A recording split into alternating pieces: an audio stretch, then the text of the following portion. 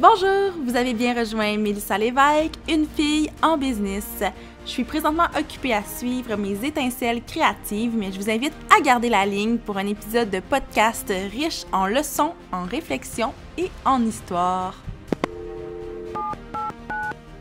Sur le podcast, j'ai des discussions en profondeur avec des humains créatifs, lumineux et ambitieux. C'est aussi mon journal entrepreneurial où je partage mes histoires et mes réflexions parce que j'ai compris avec les années que plus c'est personnel, plus c'est universel. Restez à l'écoute, l'épisode commencera après le bip.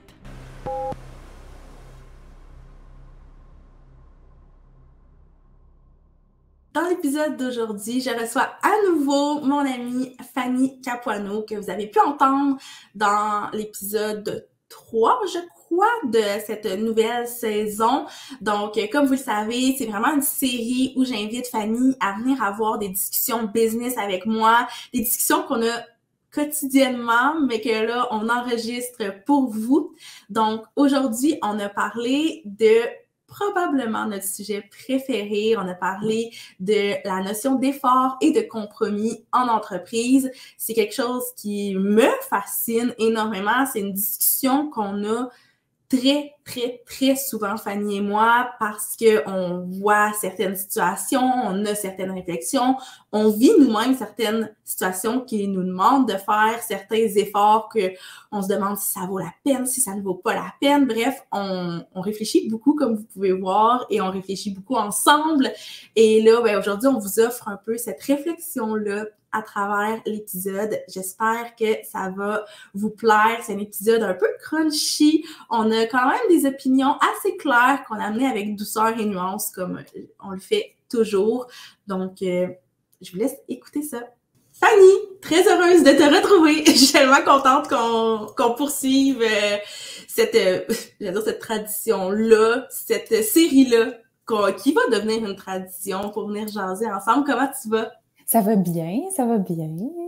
Et toi? Ça va très bien aussi, puis vraiment excitée qu'on jase ce matin parce que, je sais pas pour toi, mais moi j'ai l'impression que c'est un peu un sujet chouchou parce qu'on en a discuté souvent, on a eu des discussions très, je veux dire enflammées, mais passionnées par rapport à ce sujet-là.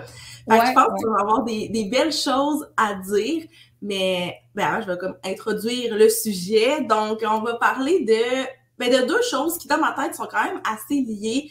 La notion d'effort, mais aussi de compromis en business. Puis, tu sais, c'est sûr que ça va s'appliquer probablement à la vie en général, mais juste le volet business, on a déjà tellement de choses à dire par rapport à ça. Puis, une des raisons pour lesquelles on a décidé d'en jaser, comme je l'ai dit, on en a tellement parlé souvent que pourquoi pas allumer nos micros pour venir en parler. Puis moi, chose que je pense que tu sais peut-être pas, mais une phrase qui est sur mon vision board pour cette année, c'est, pas une phrase, mais un objectif, c'est faire des choses difficiles. Parce que pour moi, je pense que c'est important dans toutes les sphères de vie, je crois, de s'imposer, entre guillemets, de faire des choses difficiles. Puis on dirait que c'est tellement un gros défi en 2024 pour moi, mais pour beaucoup de gens. J'en ai parlé autour de moi, puis tu sais, faire des choses difficiles, c'est pas sexy, c'est pas attrayant. On n'est pas comme « Oh yeah, je me pitche dans le vide ». C'est comme, ça demande un effort, puis je pense que ça demande un effort supplémentaire dans l'ère où on est aujourd'hui. Fait que moi, c'est ça qui teinte mon année, déjà. Fait que de venir en parler, je pense que ça va vraiment soit, très égoïstement, m'outiller ou m'amener certaines pistes de réflexion. Puis j'ose espérer que ça va être le cas pour les gens qui nous écoutent. Et la première question que j'ai envie qu'on se pose toutes les deux ensemble, c'est pourquoi la notion d'effort puis de faire des choses difficiles, c'est important. Est-ce que tu as déjà un peu réfléchi à ça? Est-ce que tu as déjà comme une vision par rapport à ça? C'est drôle que tu commences avec cette question-là parce que quand je réfléchissais dans l'auto ce matin, je pense que c'est un peu à ça que j'ai pensé en premier. C'est que je pensais au fait que il faut pas rester confortable trop longtemps, je pense, en business. Mais peut-être dans la vie aussi. Je sais pas, j'ai peut-être pas d'exemple qui viennent en tête tout de suite pour la vie, mais en business, comme c'est sûr, là, comme on rêve tous et toutes, je pense, du moment où comme, oh, on va pouvoir relaxer, puis comme ça va bien, puis les choses roulent. Mais on dirait que moi, je me méfie tout le temps de ces moments-là. Puis je suis comme, il faut que je prépare le prochain bump dans la route. Oui, oui, tellement. Fait que je pense que c'est un peu ça ma vision par rapport à ça, c'est que c'est le fun quand ça va bien, mais la vie, c'est pas plat. C'est comme, non, ça va jamais rester comme ça. Puis ça, il y a plein de gens là, comme, qui ont plus d'expérience que moi en business et dans la vie qui me l'ont dit. C'est comme, tu sais, tout ce qui monte redescend, là, comme, fait on dirait que tu veux atteindre un... Tu sais, les deux, je pense qu'on est super organisés, tu sais, on est comme, on sait où est-ce qu'on s'en va, puis on organise nos projets, puis on est toutes comme ça. Mais je pense que le but de ça, c'est qu'on soit bien au quotidien et tout. Mais je pense que si on est comme trop bien, en business, il faut toujours que tu penses au prochain détour que la route peut t'amener, là. Ouais, ben tu sais, j'ai noté exactement ça, là, je me suis noté, c'est toujours une question de temps avant de rencontrer une autre épreuve. Tu sais, c'est pas peut-être qu'une épreuve qui va arriver, c'est non, il y en a une qui s'en vient, je sais pas quand, mais aussi bien me préparer, puis tu sais se préparer quand tu sais pas c'est quoi l'épreuve, ben la meilleure chose à faire, je pense, c'est juste de toujours s'amener à faire des efforts puis à faire des choses difficiles, puis tu sais ça vient un peu forger notre personnalité, notre résilience même, notre espèce de capacité, si on veut, à en prendre sur nos épaules, alors que quand on est comme dans le confort, comme tu dis, ben là, quand il y a une épreuve qui arrive, peu importe la nature de l'épreuve, c'est 1000 fois plus déstabilisant, c'est 1000 fois plus difficile, c'est 1000 fois plus décourageant. Fait qu'au final, on est comme pas... on n'est peut-être pas apte à traverser cette épreuve-là. On va finir par le faire probablement, mais de se mettre dans des situations un peu plus difficiles, ben, je vais dire au quotidien, peut-être pas tous les jours, là, mais de se mettre dans des situations difficiles puis de faire des efforts pour quelque chose, je pense que c'est vraiment juste une façon de s'outiller à la base, là. Oui, puis je pense que c'est un muscle. Tu sais, comme, c'est tellement répandu de dire ça, là, mais comme un peu tout et son contraire, c'est un muscle, je pense. Comme, plus que tu fais quelque chose, plus que tu as un comportement, plus que tu as une habitude, plus que ça va être facile de le faire. Ouais. Je pense que au quotidien, si tu te mets pas dans des situations difficiles ou si tu es trop dans ta zone de confort, peut-être que le prochain bump qui est pas si important que ça, mais que ça va être très difficile pour toi de le faire parce que tu es tellement habitué de rester dans ton petit cercle puis d'être bien dans ce que tu fais. Puis, je l'ai vécu un peu la semaine passée, pas dans le sens que je m'étais comme assise à rien faire, mais en ce moment, je suis en train de remanier mon plan d'affaires, donc je ne sors pas une collection ce printemps, mais je travaille sur la prochaine saison, je travaille pour ce qui s'en vient, ce qui n'est pas ne pas travailler, mais mon horaire de vie est beaucoup plus libre que auparavant. Puis, il y a un matin, je parlais à ma mère, puis j'étais comme, ouais, je trouve ça bizarre, tu sais, je fais rien, c'est assez, mais tu sais, je fais rien. Là, tout le monde me répond comme, là, tu fais pas rien. Mais tu sais, dans ma tête, je fais rien. Puis la même journée, en après-midi, tu t'en souviens, il m'est arrivé un méga problème. Moi, là, mon plan, là, j'avais exactement eu ça, là, dans ma tête. C'était comme, mon Dieu, la route est donc bien plate. Je m'en vais en ligne droite jusqu'à l'automne. Ça va bien aller. Et là, boum, le problème est arrivé. Puis, on dirait que, sur le coup, là, j'ai pas aimé ça, là. Je pleurais, j'étais comme crime. Moi, j'étais super bien organisée, tout ça, ça marche pas. Puis finalement, là, après une demi-heure, j'étais comme... Tu sais, j'ai envoyé une couple de courriels, j'ai fait mes affaires, puis après ça, ben... Tu sais, j'avais parlé à mon père, qui est pas mal mon coach en affaires, je dirais. Oui. Puis, tu sais, je l'ai rappelé, puis j'ai dit, hey, c'est quoi, papa, je m'en vais au gym parce que j'ai rien d'autre que je peux faire de plus en ce moment. Puis après ça, je me souviens que je t'ai écrit parce que je t'avais raconté l'histoire. Oui. Puis j'ai fait comme, hey, c'est quoi, ça m'a fait du bien, ça, aujourd'hui, comme j'ai une bonne journée. Oui, ben c'est exactement, j'espérais que t'allais aller là parce que moi, je me souviens que tu me dis, ben, crime, c'est un défi, c'est cool. C'est sûr que le coup, c'est pas ça que tu t'es dit, mais après, quand tu m'as dit « Ah, ben, crime, c'était un beau défi », j'étais comme « Bam! » Voilà! C'est exactement ça. Puis j'ai trouvé ça tellement drôle parce que j'aurais pas fait ça avant. J'aurais pas Mais réagi non. comme ça avant, puis j'aurais pas eu cette conclusion-là avant. Mais on dirait que ça m'a prouvé que j'étais comme, ben oui, des défis, ça fait partie de la vie, puis il va en avoir tous les jours, mais faut pas que tu t'y attendes pas, par contre. Parce que sinon, ça surprend, puis c'est pas le fun. Tu sais, il faut que tu t'attendes à... Il va y avoir quelque chose qui va tourner de bord, puis il va falloir que tu te revires, puis que tu continues, tu sais. Oui, exact. Puis ça me fait un peu penser à... Dans le premier épisode de la saison, je partageais, 10 leçons apprises dans les 10 dernières années. Puis une des choses que je disais, c'est que c'est pas la motivation qui va engendrer l'action, mais l'inverse. Il faut être dans l'action pour créer cette motivation-là, mais pour être dans l'action, là, ça demande un effort, puis des fois, un méga effort. Mais au final, c'est un effort qui va amener du positif, qui va amener un sentiment de motivation, même de fierté, de satisfaction, peu importe. Mais faut le faire, ce pas-là. Puis, tu sais, si c'est...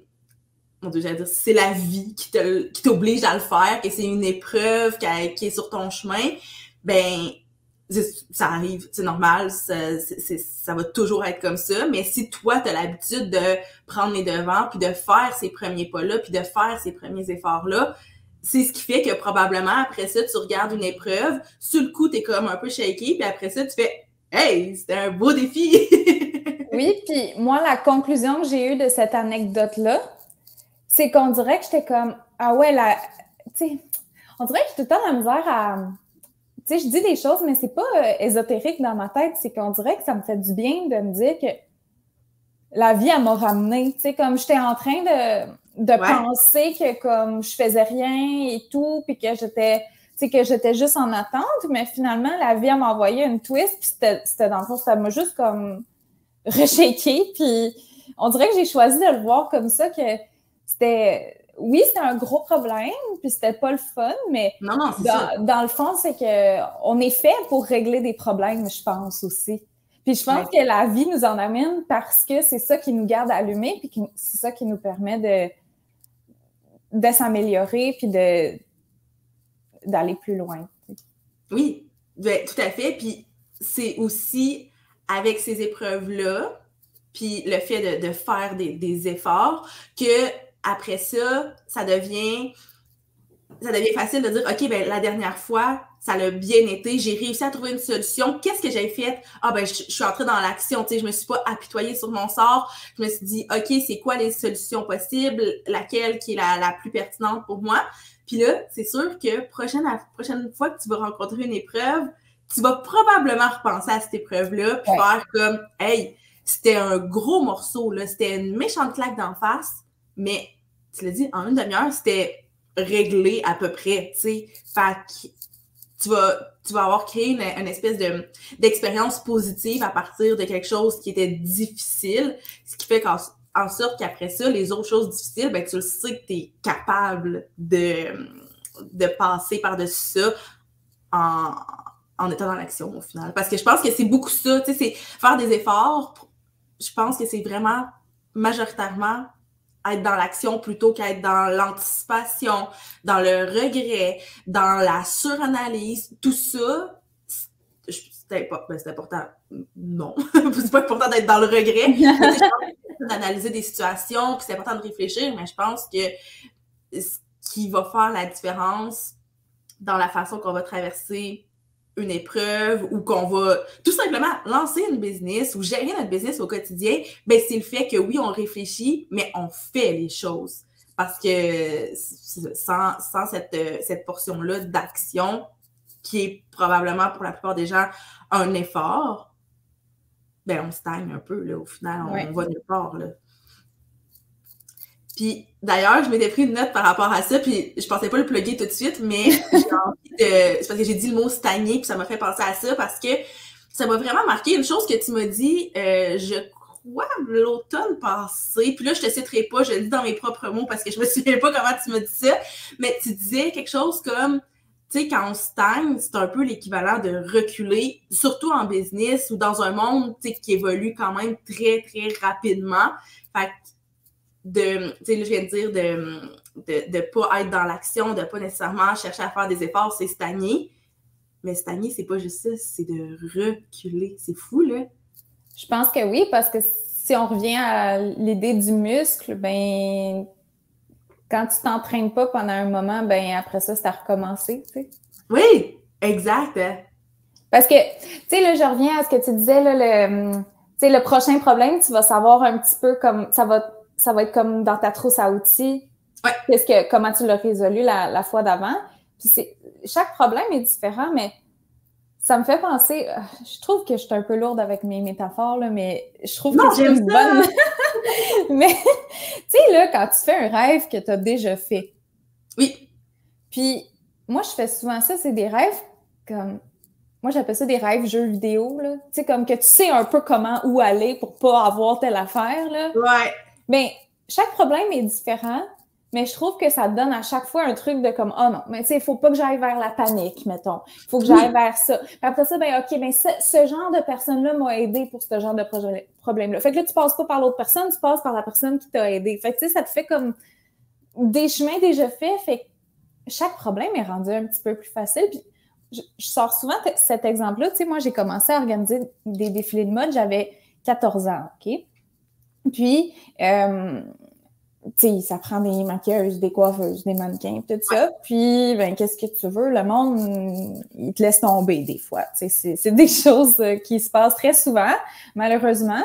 Puis, tu sais, moi, là, au début, là, je pleurais. Là. Une maquilleuse me laissait tomber, là. Je pleurais, c'était fini, là, c'était comme la panique, puis tout. Maintenant, une maquilleuse me laisse tomber. Premièrement, ça arrive beaucoup moins souvent parce que j'ai trouvé mon réseau. Parce que ça aussi, c'est un apprentissage. Mais la panique, elle existe juste plus pour ce genre de problème-là. C'est qu'une fois que tu fais face à un certain type de problème, c'est qu'à un moment donné, je pense qu'il se transforme un peu en quotidien. Fait que ça, c'est quand même cool. C'est quand même cool à y penser parce que avec l'expérience, il n'y a plus vraiment de problèmes qui sont comme réellement graves, peut-être? Je sais pas.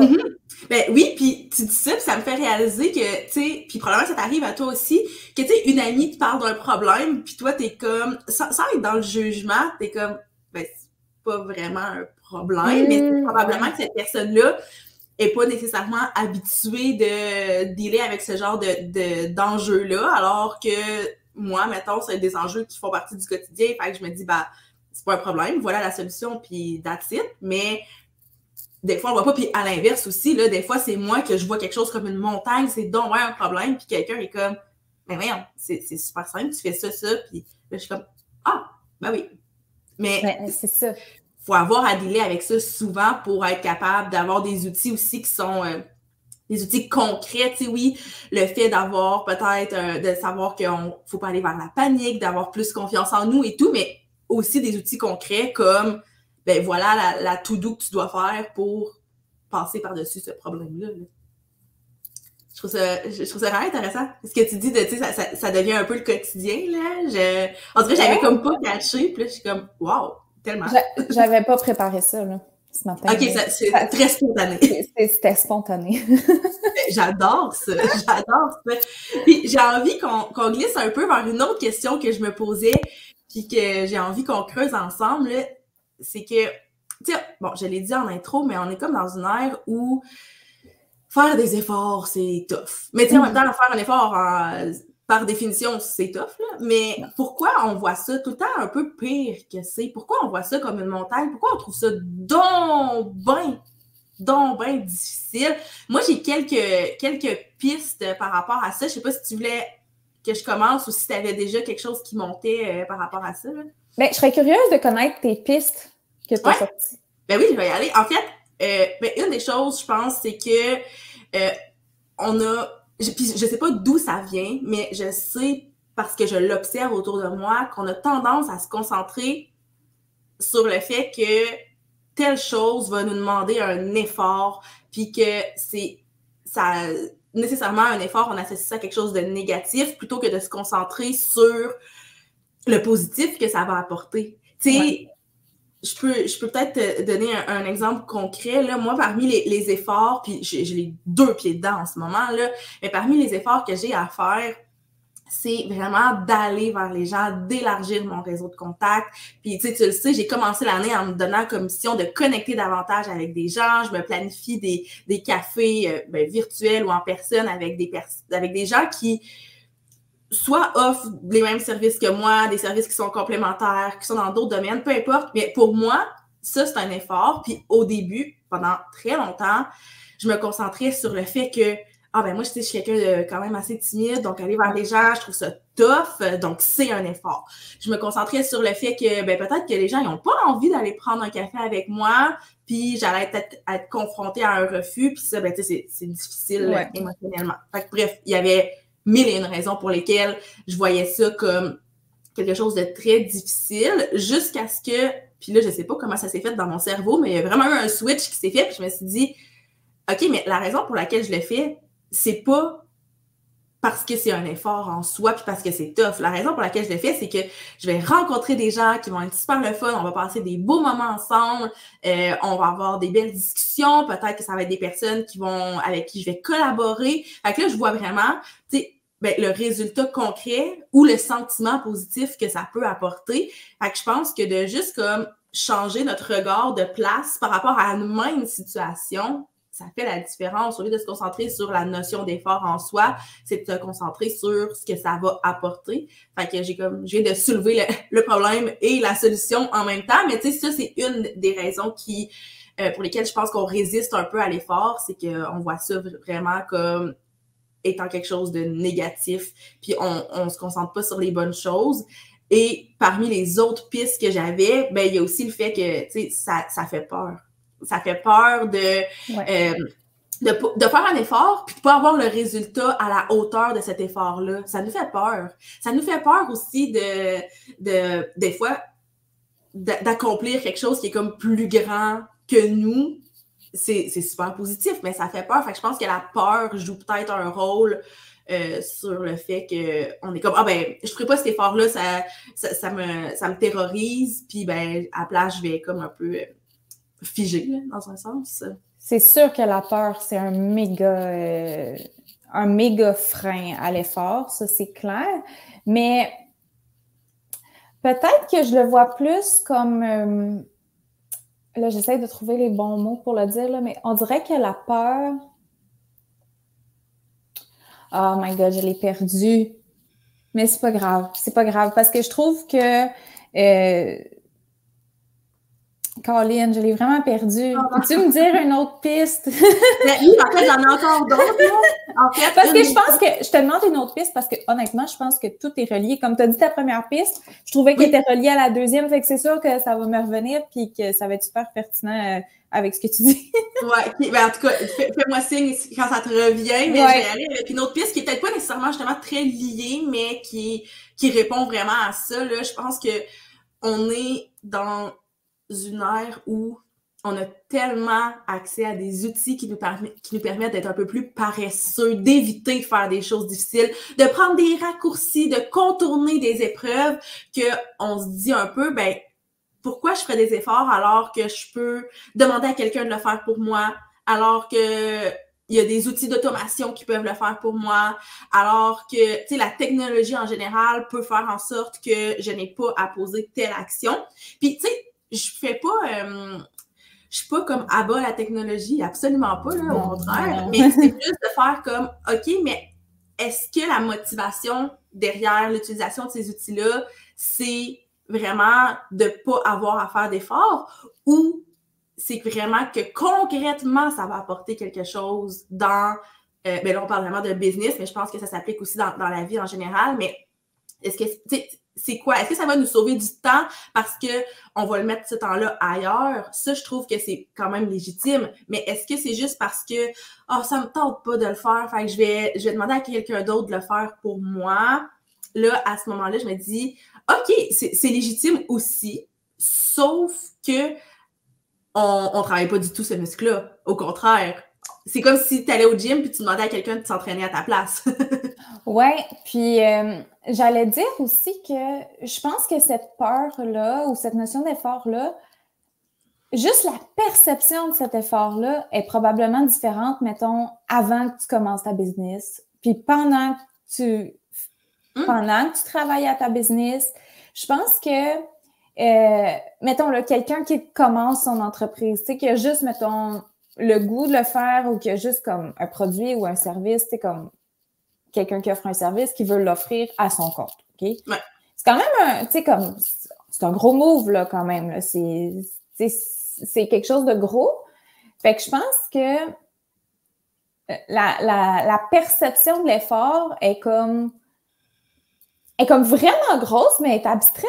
Tu sais, un peu comme on disait dans l'autre épisode sur la liberté, là, c'est que il y a des choses que tu comprends pas tout de suite, tu sais, qu'avant d'y être confronté, fait que c'est comme, ah oui, ça va me demander beaucoup de temps. Mais tu sais, si tu vois pas des entrepreneurs dans ton quotidien, tu vois pas concrètement cette notion d'effort-là, puis même quand t'en côtoies, mettons que tu as une amie entrepreneur puis tu vas souper avec elle une fois par mois puis que, tu sais, je pense pas que tu vas vraiment saisir sa réalité. Fait que ça reste quand même une espèce de nuage, tu sais, je pense.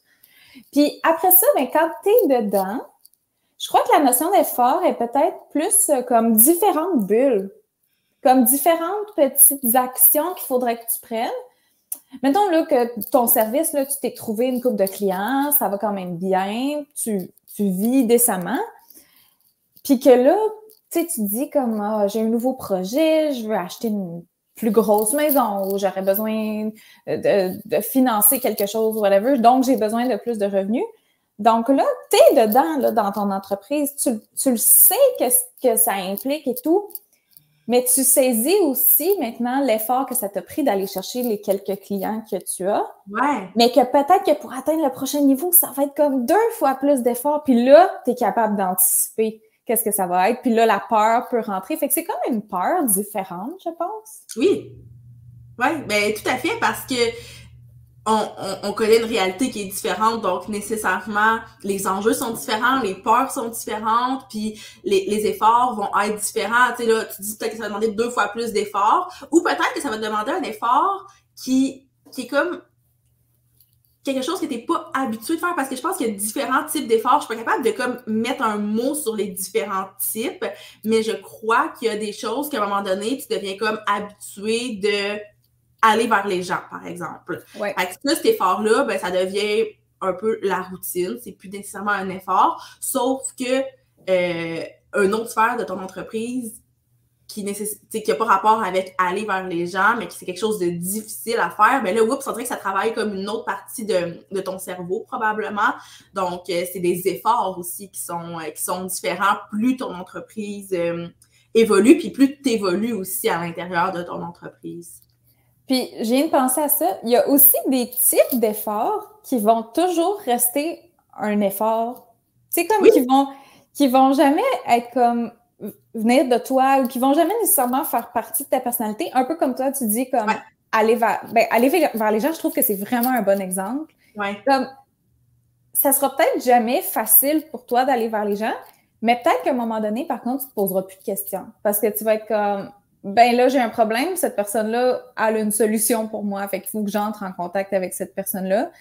Puis, tu sais, j'ai accroché là-dessus parce que moi aussi, je suis comme ça. Tu sais, moi, jusqu'à il y a pas si longtemps, là, comme quand j'habitais avec ma sœur, ben c'est ma sœur qui appelait au Saint-Hubert pour faire la commande. Tu sais, quand on commandait pas en ligne, là, moi, puis elle est plus jeune que moi. Fait que, comme, j'aime pas ça, faire des appels. Mais maintenant, j'avoue que je me pose vraiment plus de questions pour les faire, puis je me dis, bon, ben, cette personne-là, il faut que je lui parle aujourd'hui, sinon ça avance pas. Puis après ça, ben, c'est moi qui écoute. Fait que... Ouais.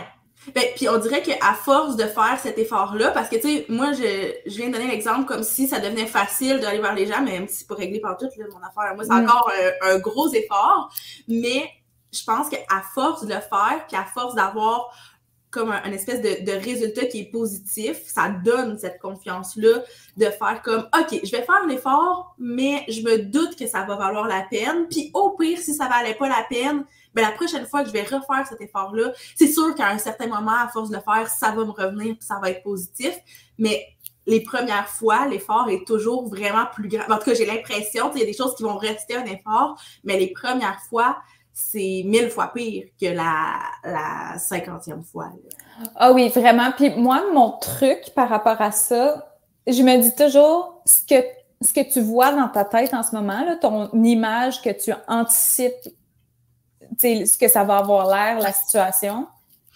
dis-toi que ça va être 50% moins pire parce que c'est ça que ça va être. Ben oui, ben on imagine toujours le pire. C'est toujours moins pire. Puis moi, ça fonctionne. C'est un truc qui fonctionne depuis quand même longtemps. Comme à chaque fois que je stressais beaucoup pour quelque chose, quand ça se termine, je me fais tout le temps un petit moment de comme « Hey, ça veut dire que, tu sais, la prochaine fois, ça va bien aller. » Tu sais, comme... Oui. Ouais, puis c'est drôle, ça me fait penser à une réflexion que j'ai eue récemment. Je me disais, pourquoi on valorise pas tant le fait de faire des efforts, de faire des choses difficiles, mais on valorise le fait de sortir de sa zone de confort. Tu sais, c'est tellement la même affaire au final. Oui. À la limite, c'est juste une question de jouer sur les mots, mais pourtant, tu sais, sur Pinterest, là, tu vois juste des citations qui te disent de sortir de ta zone de confort. Puis, tu sais, les entrepreneurs en conférence vont souvent mentionner ça, mais de faire des choses difficiles puis faire des efforts, c'est rendu qu'on est un peu même dans le discours inverse à certains moments. Tu sais, moi, j'en vois des entrepreneurs qui vont vraiment comme encourager le fait que tu peux travailler seulement 2 heures par jour et faire 20 000 $ par mois. Fait qu'ils vont vraiment comme dévaloriser la... Ouais. Là, je dis pas que c'est le cas de tous ceux qui ont ce discours-là, mais souvent, on va comme dévaloriser le fait de faire des choses difficiles, faire des efforts, mais on nous demande de sortir de notre zone de confort. Fait que je suis comme... il y a incohérence dans le discours, là. Oui, puis après ça, ben peut-être ces gens-là, ils vont te dire, mais non, mais tu sais, c'est pas une question de pas faire d'efforts, c'est une question de travailler intelligemment. Mais oui. Moi, là où je voulais en venir, c'est que, ben ça, de toute façon, c'est absolument vrai. C'est pas parce que tu travailles 70, 80 heures semaine que tu travailles bien. Ça, je pense que c'est un fait. Ouais. Mais c'est juste que des choses qui durent dans le temps, qui sont bien planifiées, qui sont intelligentes, qui répondent à un besoin, qui sont utiles pour la société ou que, tu sais, quelque chose qui se bâtit, je pense pas que ça peut se bâtir en faisant pas d'efforts. Puis oui, l'effort, tu peux peut-être le calculer en temps, mais tu sais, moi, là, quand j'ai commencé mon entreprise, il y a quelqu'un qui m'a demandé « Ouais, mais tu sais, ça te revient à peu près à combien de l'heure? » Puis j'essayais de lui expliquer que même si j'avais un salaire que je pouvais diviser par le nombre d'heures que je faisais, ça sert absolument à rien de le calculer comme ça quand tu as une entreprise. Tu peux pas calculer ça en nombre d'heures parce que premièrement, qu'est-ce que ça donne, tu sais, comme qu'est-ce que ça veut dire sur ton entreprise? Pas grand-chose. Puis c'est qu'il y a, tu sais, quand tu bâtis quelque chose, tu y penses tout le temps, tu sais, tu y penses dans la douche, puis tu y penses quand tu vas à l'épicerie, puis des fois, c'est les meilleures idées qui vont arriver là, puis après ça, tu vas revenir, puis tu vas faire peut-être ton 2, 4, 6, 8, 10 heures par jour pour mettre ça en place. Ouais. Mais puis ça, c'est l'effort qui est associé à ça. Mais tu sais, peut-être qu'éventuellement, tu vas finir par travailler juste 2 heures par jour là-dessus, mais je pense pas qu'au début, c'est réaliste. Je pense pas. Ouais, puis tu sais, ça m'amène à...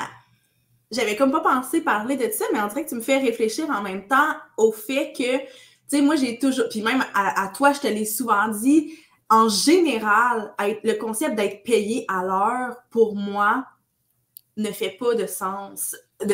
C'est sûr qu'il y a des corps de métier que oui, là, mais dans le sens où, tu sais, là, j'ai donné l'exemple, tantôt, je parlais justement en termes d'heures, mais effort et heures ne vont pas nécessairement ensemble. Puis, tu sais, c'est une des raisons pour laquelle, moi, dans les pigistes avec qui je travaille ne sont pas payés à l'heure parce que plus sont inspirés, plus sont habitués de travailler avec certains clients, plus ils vont travailler vite, donc moins ils vont être payés. Tu sais, c'est un peu niaiseux, puis au final, c'est l'effort que je récompense en ne payant pas les gens à l'heure. Puis là, je me lance pas des fleurs à moi, mais je trouve qu'en général, c'est un peu ça qu'on devrait récompenser plus que de récompenser le fait que tu m'as donné 1 heure de ton temps. alors que si tu m'en avais donné 2, tu aurais été plus payé, mais ça fait pas de sens, ce concept-là, pour beaucoup de métiers, mais pour certains, je sais qu'il y a des métiers que être payé à l'heure fait plus de sens que d'être payé à l'effort, entre guillemets. Mais j'avais jamais fait le lien que la notion d'effort, puis la façon que je vois le système de rémunération de certains pigistes ou même de certains employés, c'est quand même lié, là. Oui, puis, tu sais, moi, il y a quelqu'un qui m'a sorti une étude récemment sur le nombre d'heures réelles de travail que quelqu'un fait dans un bureau. Puis, tu sais, travail de bureau, c'est quoi? C'est 7 ou 8 heures semaine, par jour. Par jour, oui. Puis, c'était 1h15, je pense. C'était quelque chose comme 72 minutes. Wow! Parce que, puis là, après ça, tu sais, je pense que c'est mon chum qui me l'a montré. Puis là, j'étais comme, OK, mais moi, je reviens tout le temps à ça, là, comme au moins une fois par semaine depuis qu'il m'a dit ça. J'étais comme... Puis tu sais, des fois, il travaille à côté de moi en travail à domicile. Puis lui, il est vraiment, là, lui, il est capable de s'asseoir toute la journée. Puis oui. Il travaille, tu sais. Fait que moi, ça m'impressionne vraiment beaucoup parce que moi, oublie ça. Puis j'ai comme, mais là, à ton bureau, là, mettons, comment ça se passe là, en ce moment? Puis là, il dit, ben là, probablement que ma collègue, elle vient me poser des questions. Fait que là, comme, oui, je travaille, mais je fais pas ce que je suis censée faire. T'sais. Mais ça compte dans son heure de travail, mais c'est pas dans son horaire de travail, mais c'est pas comme un effort que lui, il est payé pour faire ça. Parce qu'elle, elle vient lui demander de l'aider pour ce qu'elle doit faire. Fait que moi, en tout cas, moi, je suis très fascinée par ça ces temps-ci. Surtout depuis que je connais l'affaire du 72 minutes, là. Hey, mais c'est fou, hein? Là, je dis ça, là, mais je sais pas c'est quelle étude. Je l'ai pas lu. J'ai juste entendu. Oui, ben non, c'est pas la première fois qu'on entend ce genre de discours-là, du fait que, tu sais, c'est pas vrai que quelqu'un, à part ton chum, travaille son 8 heures par jour non-stop. Oui, puis même à ça, tu sais, comme lui, il dit que quand il est à son bureau, oublie ça, qu'il fait pas 8 heures de son travail à lui, ses tâches à lui. Tu sais, c'est ça. C'est que comme salarié, tu es payé 8 heures, mais il y a tellement de choses qui viennent entrer en compte. Tu sais, comme les fameux meetings d'équipe, là. Tu sais, quand tu as 3 meetings dans ta journée, là, tu dois pas faire grand-chose, là. Non, c'est ça. Puis des fois, c'est même pas pour te servir à toi, mais plus pour comme le bien collectif. Mais en même temps, c'est nécessaire. C'est juste que ça re-questionne quand même un peu ce modèle-là, au final. Puis, une autre piste de question, mais là, celle-là, j'ai pas de piste de réflexion parce que je veux qu'on en jase. Parfait. Mais est où la ligne entre... Parce que, tu sais, quand on parle de faire des choses difficiles, faire des efforts, on est comme, mais tu sais, faut faire attention non plus de pas dépasser nos propres limites. Mais est où la ligne entre ne pas aller au-delà de ses limites versus de se dépasser, qui est quand même une bonne chose aussi? Question piège. La fameuse ligne. Ouais. Moi, je suis d'avis que ta limite, elle peut être très loin. Elle peut toujours être repoussée un peu, hein? Moi, là, c'est mon avis. Je trouve que puis surtout depuis la pandémie, je pense qu'on a les limites qui se sont beaucoup rapprochées de nous. Ouais. Je pense que ça pourrait gagner à être repoussé un petit peu. Je pense qu'on peut donner un petit peu plus pour nous. Je pense qu'on peut donner un peu plus pour les autres, puis pour nos collègues, nos clients. Mm-hmm. Je pense qu'avant là, que tu fasses quelque chose pour un client qui est vraiment là, hors de tes limites, je pense que tu vas t'être arrêté avant. Tu sais, dans le sens que tu sais, c'est pas si grave que ça, comme de répondre à un courriel de plus dans ta journée, tu sais. Tu peux le faire, puis je pense pas que ça, c'est dépasser des limites. Je pense qu'il y a vraiment des limites qui sont graves à dépasser, puis des fois, il y en a qui les dépassent de toute évidence. Puis moi, par contre, je suis très consciente qu'on a tous des limites différentes. Fait que ça c'est vrai, puis ça, il n'y a aucune gêne à ça.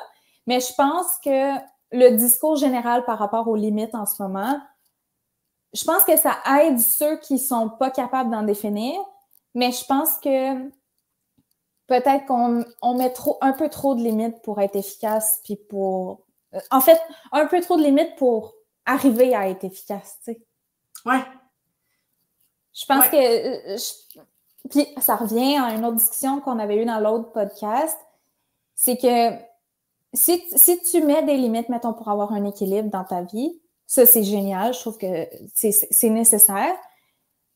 Mais ça peut pas être toujours 50-50. Mettons, mettons, vie professionnelle, vie personnelle, ça peut pas toujours être 50-50. Fait que si t'arrives aujourd'hui, on est mercredi, il y a quelque chose qui doit être réglé aujourd'hui, puis c'est important pour, mettons, ton client ou qu'il y a un de tes collaborateurs qui attend après toi, ben c'est pas grave, à mon sens, que tu dépasses un petit peu ton horaire que tu as dit aujourd'hui pour aider, pour comme que cette chose-là soit réglée finalement.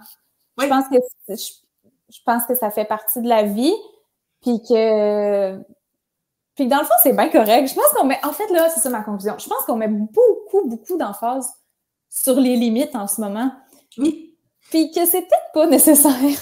Ben, en fait, je pense que tu viens de me faire allumer là-dessus avec tout ce que tu as dit. Je réfléchissais en même temps, puis j'étais comme un travail qu'on oublie de faire quand on pose ses limites, c'est de se demander pourquoi on met ses limites. Tellement un bon point. Moi, là, ça m'est arrivé par le passé de... Tu sais, j'ai commencé en business en voulant satisfaire tout le monde, puis en voulant faire plaisir à mes clients, tout le monde, puis là, moi, là-dedans, je m'oubliais, puis c'était devenu toxique. Fait que là, moi, j'ai entendu souvent le discours de, ben là, mets tes limites, sois ferme, respecte-les. Fait que là, je suis comme, j'ai tombé dans le scénario complètement inverse, ce qui a fait que ça m'a coupé certaines opportunités parce que là, je me disais, OK, ben moi, c'est tel type de client avec lesquels je travaille, puis je vais pas déroger de cette niche-là, par exemple. Et là, il y avait des opportunités qui se présentaient à moi que j'allais refuser, mais qui étaient, pour vrai, qui me faisaient vraiment vibrer, que j'avais vraiment envie, mais j'étais comme, mais ça correspond pas à ma niche, puis j'ai une limite à respecter. Puis là, tu prends un peu de recul, puis tu fais comme, mais cette limite-là, pourquoi elle existe? Tu sais, la limite, ça se veut être un guide, mais après ça, j'en fais bien ce que je veux. C'est pas une barrière. Puis tu sais, on pose nos propres limites, fait qu'on peut un peu décider à quel moment on les change de place, puis de se demander, OK, mais pourquoi je pose cette limite-là? Puis si je suis prête à la repousser, pourquoi je suis prête à la repousser aussi? Est-ce que c'est parce que finalement, c'est ça, c'est un genre de client ou de mandat qui m'intéresse full, mais qui est au-delà du cadre de la niche que je me suis fixée. Donc, à ce moment-là, OK, good, on la repousse, cette limite-là. Ou bien c'est parce que je ressens une pression, puis qu'il y a quelque chose de malsain qui fait que je fais, OK, je vais aller au-delà de mes limites. Ben là, à ce moment-là, la réponse est négative. Fait qu'on fait comme, ma limite, je vais la garder où elle est finalement. Oui, parce que peut-être que ces limites-là, c'est plate, mais peut-être qu'elle devrait être établie suite à des mauvaises expériences. Peut-être que tu devrais pas commencer, mettre tes limites, puis après ça, dans le fond, pas avoir de raison, exactement comme tu dis, pas avoir de raison pour ces limites-là. Mettons, je prends pas tel genre de client parce que la dernière fois que j'ai accepté de faire ce compromis-là pour un client, je m'en suis mordu les doigts. OK, moi, je comprends ça. Tu sais, mettons, la dernière fois, mettons que j'ai accepté de faire un plan de paiement, la personne, elle m'a pas payé. Puis depuis ce temps-là, ben j'ai compris que j'ai pas envie de perdre du temps là-dessus, à faire confiance à des gens, malheureusement. Puis ça arrive partout. Il y a des règles que tu mets maintenant. Mettons-le moi un exemple de limite que j'ai mise, mais que je bend souvent. C'est que avant, mettons, moi, j'avais des clientes qui venaient chez moi, qui essayaient des robes, puis finalement, moi, je leur envoyais la facture, puis ils me payaient quand ils arrivaient. Puis, tu sais, il n'y avait pas de problème. Quand ils arrivaient chez elles, mettons. Ouais. Puis, c'est arrivé une couple de fois, puis c'est jamais mal intentionné, mais tu sais, les personnes, ils me payaient pas pendant 2-3 jours, puis c'est pas parce qu'ils voulaient pas me payer, c'est juste que, tu sais, ils avaient reçu la facture par courriel, ils l'avaient ouverte, puis après ça, ils l'avaient oubliée. Mais moi, au fur et à mesure que ma clientèle grossissait, ça m'arrivait quand même souvent que comme, OK, ben là, j'ai tels vêtements qui sont partis, qui sont pas encore payés, puis malheureusement, à un moment donné, il y a quelqu'un qui a abusé, puis je me suis dit, sais-tu quoi, malheureusement, je le fais plus, ça. Même si t'es mon ami, j'aimerais ça que il faut que tu me payes tout de suite quand tu fais les vêtements, parce que moi, c'est juste que après ça, ça me rajoute des tâches. Mais après ça, j'ai mes clientes que des fois, sont très, très proches de moi, puis ils m'ont jamais donné l'occasion de courir après elles. Ils le font vraiment en arrivant chez elles. Fait que, ça, c'est des limites que je module un peu. Puis c'est plate parce que, mettons, quelqu'un qui entend ça en ce moment pourrait se dire, ben là, dans le fond, c'est pas une règle, puis je peux te le demander des fois. Mais c'est pas ça la question. C'est que... aussi, c'est que, tu dis, on bâtit des limites selon les mauvaises expériences, mais on décide aussi quand on repousse ces limites-là selon les bonnes expériences. Donc, toi, ta règle de base, c'est que tu ne fonctionnes plus de cette façon-là. Par contre, il y a certaines personnes que tu sais qui vont te payer aussitôt qu'elles vont arriver à la maison parce que par le passé, ça fait 4, 5, 6 fois que c'est ça qui se passe avec ces clientes-là. Fait que pour elles, tu vas en déroger parce qu'il y a l'expérience positive. Il y a ça aussi. Oui, c'est vrai. Dans le fond, on peut plus le voir comme un privilège plutôt qu'une injustice pour les autres. C'est vrai, t'as raison. Oui. Ben, parce que, toi, en fait, probablement que tu n'as pas eu une réflexion de nombreuses heures à ce sujet-là. Ça a été peut-être mais quand on y pense, au final, c'est ça. C'est juste que tu veux offrir ce privilège-là aux gens qui t'ont démontré que tu pouvais leur faire vraiment confiance, que ça va être fait rapidement. Puis pour tous les autres, ben c'est une règle de base. Un peu comme n'importe quelle règle desquelles on peut déroger. Souvent, les gens qui peuvent déroger de cette règle-là, c'est parce qu'ils ont prouvé qu'ils pouvaient et non parce que la personne est comme « des fois ça me tente pas de respecter la règle. » C'est pas comme ça que ça fonctionne. Là.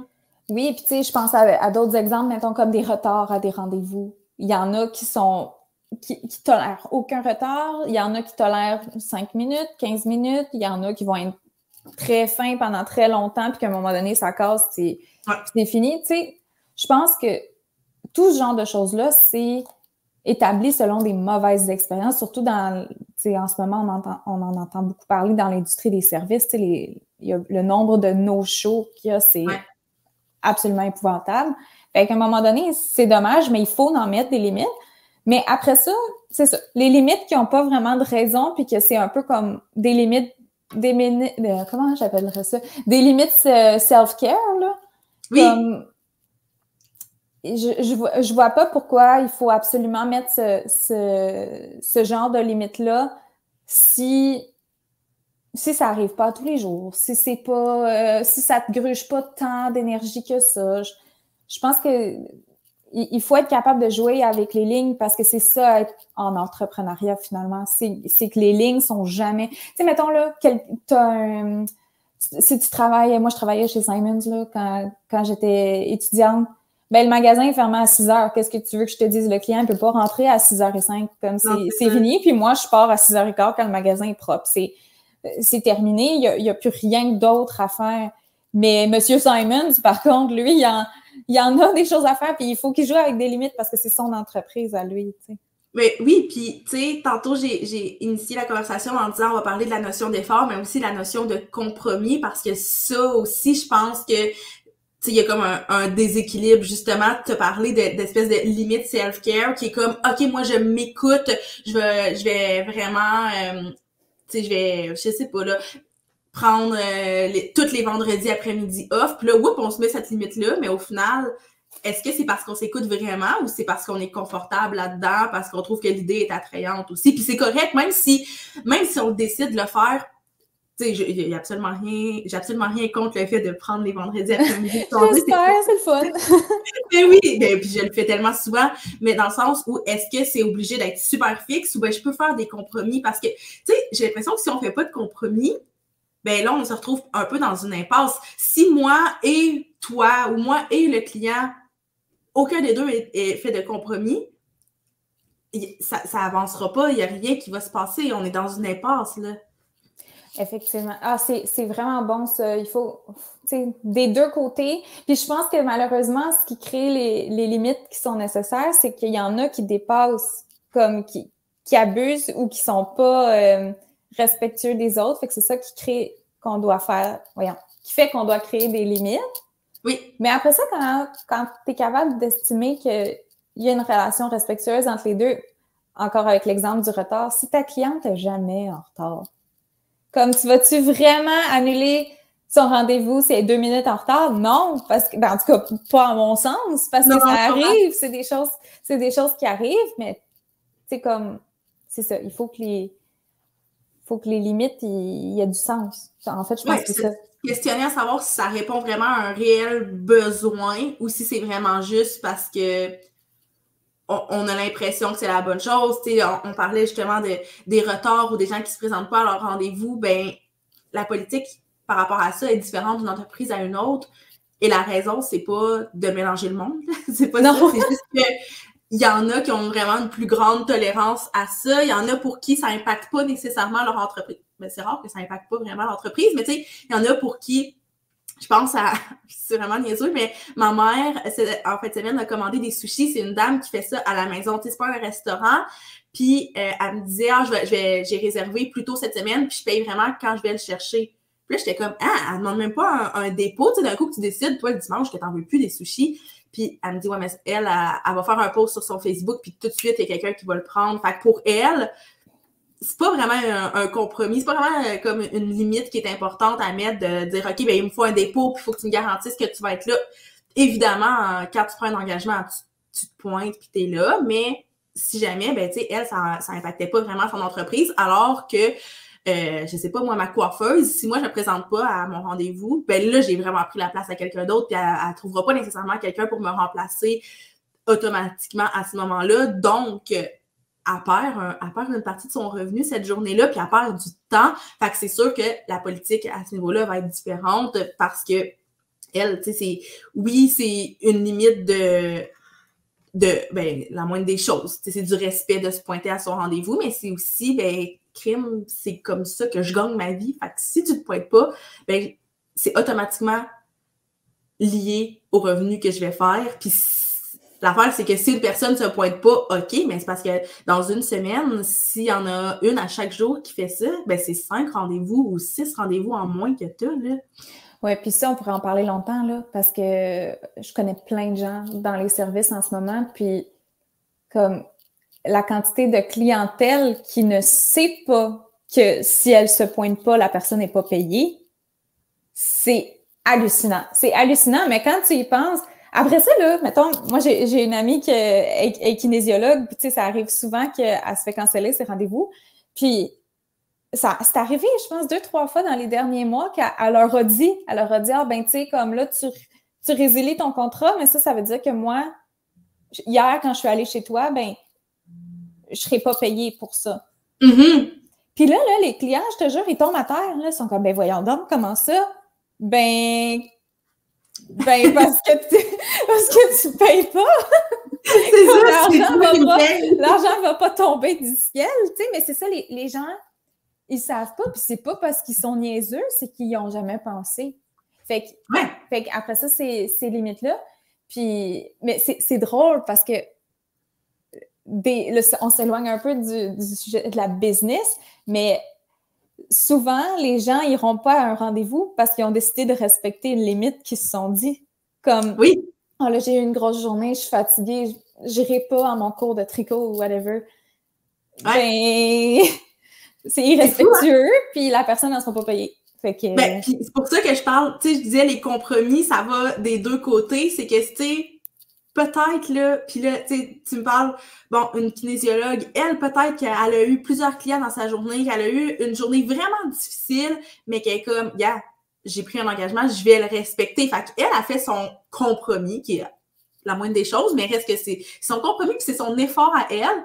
Puis là, elle n'a pas en retour, tantôt je parlais, on se retrouve dans une impasse, elle se retrouve qu'elle n'a pas son rendez-vous à cette heure-là, puis elle n'a pas le revenu qui vient avec, parce que la personne a décidé que elle voulait rester chez elle, puis elle n'allait pas aller à son rendez-vous, là, j'allais dire son cours de tricot, mais là, je suis en train de mélanger les exemples. Il y a beaucoup de métiers qu'on a dit, là.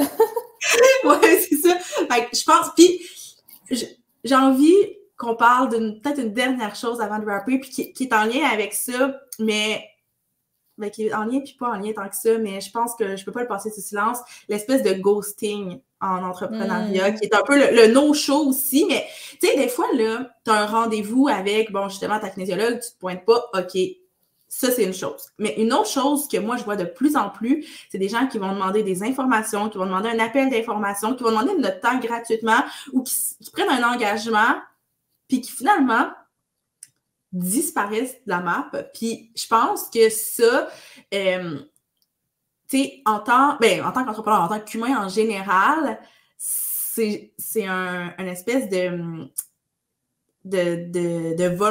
non-volonté, en fait, à faire un effort, si on veut. Parce que, tu sais, moi, ça m'arrive quand même souvent dans les derniers mois. On dirait que c'est un fléau qui prend de plus en plus d'ampleur.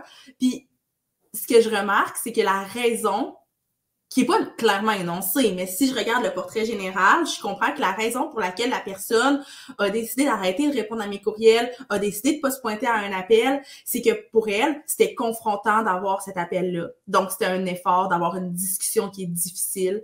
Des fois, c'est parce que c'est de prendre action dans leur business. Tu sais, quelqu'un qui prend un appel d'information pour en savoir plus sur mes services et ne se pointe pas et ne répond plus à mes courriels, ça arrive souvent. Puis j'ai compris avec le temps que une des raisons, du moins, qui fait que ça arrive, c'est le fait que puis ça revient un peu à ce qu'on parlait tout à l'heure, la peur. C'est pas une peur qui est associée à quelque chose de négatif parce qu'au final, la peur ils ont peur de quelque chose qui va amener du positif, donc la croissance de leur entreprise, mais c'est un gros move, c'est quelque chose qui est peut-être un peu plus grand qu'eux, qui les dépasse, qui les sort de leur zone de confort, donc ils vont décider de comme disparaître. Donc, pour moi, je réalise que l'espèce de ghosting, c'est exactement le contraire de faire des efforts. Puis, je veux pas minimiser le fait de ghoster en tant que, mettons, je sais pas comment dire, un particulier qui prend un rendez-vous avec justement une coiffeuse ou peu importe. Mais je trouve qu'en business, quelqu'un qui est pas capable de tenir son engagement envers un autre business, je trouve que ça en dit énormément sur, oui, la personne, mais aussi le genre d'entreprise que c'est parce que c'est dans un cadre qui est professionnel. Tu parlais de ton ami kinésiologue, les gens ne savaient pas qu'elle n'était pas payée, ils réalisaient pas qu'elle n'était pas payée s'ils se pointaient pas. Mais quand c'est deux entreprises ensemble, on le fait en connaissance de cause et on fait vraiment le choix de ne pas se pointer à un rendez-vous, de ne pas avoir une conversation qui peut être confrontante ou difficile dans un cadre professionnel. Moi, ça me dépasse un peu, je trouve. Puis tu sais, quand on sait que ça prend moins d'une seconde à avoir une opinion de quelqu'un, là. Ouais, ben c'est ça. C'est cette personne-là, là, tu sais, comme toi, là, le monde qui t'ont ghosté dans les dernières semaines, tu l'oublieras pas, là. Non, c'est ça. Puis ils n'ont pas de deuxième chance. Ben, il y en a que oui, parce qu'il y en a... Ben, à ce moment-là, c'est pas vraiment du ghosting, là, mais tu sais, il y en a qui ont fait « Ah, excuse-moi, peu importe la raison. » Ouais, ça, c'est autre chose. Mais quelqu'un qui est comme un peu disparu, puis qui me revient... Parce que des fois, ils reviennent comme plusieurs semaines plus tard, puis je suis comme « Hey, c'était quoi de prendre 2 minutes juste pour m'envoyer un courriel? » J'ai même pas besoin de savoir la raison. C'est sûr que ça aide à avoir un sentiment plus positif par rapport à ça, mais juste au moins de faire comme « Hey, je t'ai pas oublié, j'ai pas pu me présenter au rendez-vous ou j'ai pas eu le temps de faire ce que tu m'as demandé. » Je m'en fous de la raison, mais au moins, je sais que je peux compter sur toi.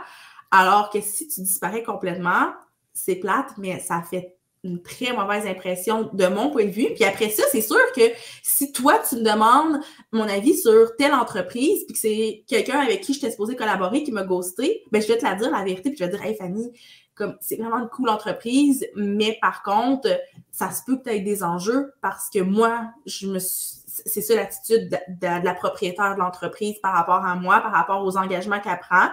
C'est sûr qu'elle ne traite probablement pas sa clientèle de la même façon qu'elle va traiter un collaborateur, mais en même temps, pourquoi pas?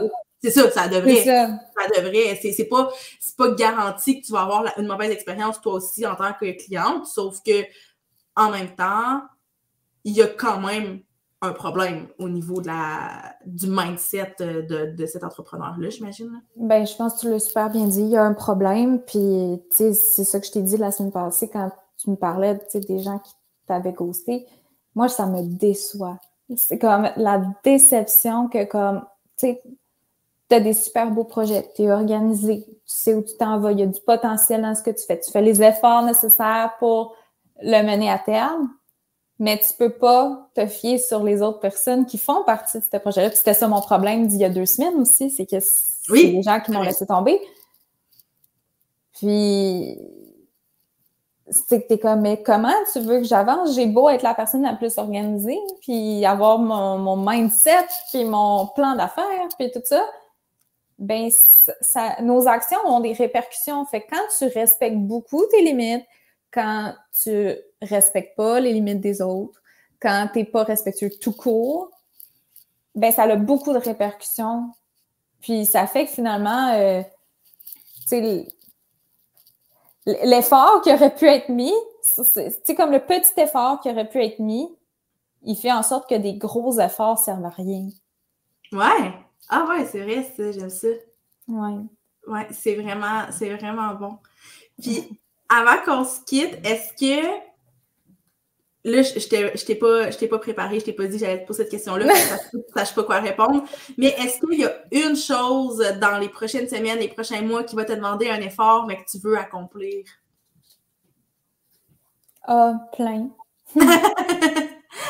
Un exemple? Ben là, j'ai un nouveau contact pour de la production à l'étranger. Puis, de la production de vêtements, je parle, à l'étranger. Puis, je suis vraiment excitée par ce projet-là, mais c'est une autre forme de production à laquelle je suis pas habituée. Et que je pense pas que ça va être un effort de le comprendre, mais je pense que ça va être un effort de remanier comment je gère tout ce qui gravite autour d'un lancement de produit. Parce que les étapes sont en désordre. Ouais. Donc, ça va être le défi, mais c'est un défi que je trouve excitant. J'essaie de trouver un défi qui me fait un peu plus peur. Je pense que ça va être encore d'aller vers les gens, de créer des nouvelles occasions, de rencontrer de la clientèle, des collaborateurs et tout. C'est quelque chose que j'aime, mais moi, j'ai souvent tendance à penser que les gens, justement, un peu de la peur, là, j'ai tendance à penser que les gens ne me répondront pas, qu'ils vont pas me trouver intéressante. Donc, ça va être un défi de toute ma vie, je pense. Oui. Fait que je travaille beaucoup là-dessus en ce moment. Ouais, ben écoute, je te comprends tellement parce que moi aussi, c'est exactement ça. Tu sais, je sais que j'en ai déjà parlé tantôt dans l'épisode, mais ce que j'appelle un peu ma mission connexion pour cette année va probablement se prolonger pour toutes les prochaines années aussi. Mais moi, c'est ça en ce moment qui me demande des efforts parce que, tu sais, je me suis quand même mis des objectifs, si on veut, clairs, tu sais, que je veux connecter. Je veux avoir au moins deux rencontres avec des nouvelles personnes par mois. Au moins 2. Je sais pas si c'est beaucoup, je sais pas si c'est pas beaucoup, mais pour moi, c'est un effort considérable, mais qui est pas non plus, qui va pas au-delà de mes limites, parce que reste que oui, c'est le fun d'avoir ces rencontres-là, mais tu sais, je peux pas en avoir à tous les jours parce que j'ai d'autres tâches à exécuter dans mon entreprise. Fait que je pense que ça va être vraiment de continuer ça, puis de garder cet objectif-là en tête. Puis ça, d'ailleurs, petite parenthèse, c'est peut-être une bonne façon aussi de se motiver à faire des efforts, d'avoir des objectifs, puis de se dire, de prendre cet engagement-là envers nous-mêmes, puis de dire, OK, ben, no matter what, il faut que j'atteigne cet objectif-là. Donc, oui, il y a des efforts qui vont devoir être faits, mais au moins, je sais dans quelle optique je le fais. Puis ça vient à se questionner aussi pourquoi on met nos limites, pourquoi on fait des efforts, c'est quoi le positif qui va en ressortir, mais d'avoir vraiment des objectifs très clairs en termes de chiffres. C'est pas un gros objectif, là, rencontrer 2 nouvelles personnes par mois, là. C'est pas immense, je crois, mais au moins, je le sais que, ben là, on est rendu, je sais pas, là, à la fin du mois, puis j'ai juste rencontré une personne. Écoute, c'est pas la fin du monde, mais je vais me dire, OK, qu'est-ce que je peux faire pour garder cet engagement-là que j'ai pris envers moi? Parce que si je l'ai pris à la base, cet engagement-là, c'est qui est important, puis que je suis consciente que, ben, il faut que je fasse ces efforts-là, mais des fois, il faut comme un petit peu, souvent, il faut le forcer, l'effort, parce que c'est ça, un effort, c'est forçant, mais en bout de ligne, c'est positif d'avoir forcé. Oui, puis tu sais, c'est ta première responsabilité comme gestionnaire de définir tes gains à atteindre. Fait que tu sais, il n'y en a pas d'autres avant, là. C'est ça ta première responsabilité. Fait que si tu te fixes pas des objectifs, puis si tu te fixes pas des efforts à faire, qu'est-ce que tu fais, tu sais? Ben, c'est ça. Ben, c'est facile, par contre, de tomber dans le confort, de dire, OK, ben c'est sûr qu'il y a une différence aussi entre quand on commence puis quand on est déjà un petit peu établi, mais tu sais, moi, j'ai longtemps fait, OK, ben tu sais, j'ai un bassin de clientèle qui est très, très, très fidèle. Fait que je pourrais vraiment m'asseoir là-dessus pendant un bout de temps puis dire, OK, je surfe sur cette vague-là. Je profite du fait que en ce moment, j'ai des clients qui sont fidèles, qui font en sorte que je gagne bien ma vie, puis c'est tout. Mais en même temps, je pense qu'en tant qu'entrepreneur, on carbure un peu au challenge, puis un challenge, ben, ça demande des efforts, puis faut être capable de voir aussi les efforts qui en valent la peine, puis ceux qu'on fait juste pour dire qu'on a fait un effort, ou à l'inverse, qu'on fait pas juste parce qu'on a peur. Il y a comme plein de questions à se poser dans tout ça. Ça s'arrête pas dans je fais un effort ou je fais pas un effort. C'est pourquoi aussi je le fais, je pense. Oui, bien c'est ça, définir les gains à atteindre. Parce que même si ton but, c'est de garder ta clientèle parce que tu es satisfait puis tu vis bien, exactement comme tu as dit, qu'est-ce qui va garantir? C'est quelles actions qui vont garantir que ces gens-là vont rester puis que toi, tu peux continuer à être dans le plat comme ça? Parce que c'est un excellent objectif de continuer à avoir la qualité de vie que tu as. Tu n'as pas besoin absolument de vouloir comme avoir tout le temps une meilleure qualité de vie, puis un meilleur salaire, puis plus de clients. C'est pas nécessaire. Mais qu'est-ce qui va garantir que ça change pas, par contre? Exactement. C'est pour ça que, tu sais, tantôt on dit d'être toujours prêt pour le prochain coup, pour la prochaine épreuve. Tu sais, c'est pas vrai que même si j'ai les clientes les plus fidèles en ce moment, eux autres, pour leur arriver une bad luck, qui font en sorte Exactement. Je veux dire, c'est un peu un effet domino aussi. Parfois, quand quelqu'un traverse une épreuve, ben ça impacte d'autres gens. Puis là, ça devient une épreuve un peu pour tout le monde. Ben fait que c'est d'être prêt à ça. Puis pour être prêt, ben oui, il y a de l'anticiper, mais il y a aussi de se mettre dans des situations qui vont faire en sorte qu'on développe ce coffre à outils-là. Je pense que ça boucle vraiment la boucle. On revient un peu à ce qu'on disait au départ, là. Exactement. Ben, merci, Fanny. Full contente d'avoir eu cette discussion-là avec toi. On l'a quotidiennement, mais là, c'est le fun d'avoir rappé ça dans une espèce d'1 heure ensemble sur le podcast. Puis, ben merci. Puis, on va se revoir bientôt pour un autre épisode de cette série-là. Merci beaucoup pour l'invitation.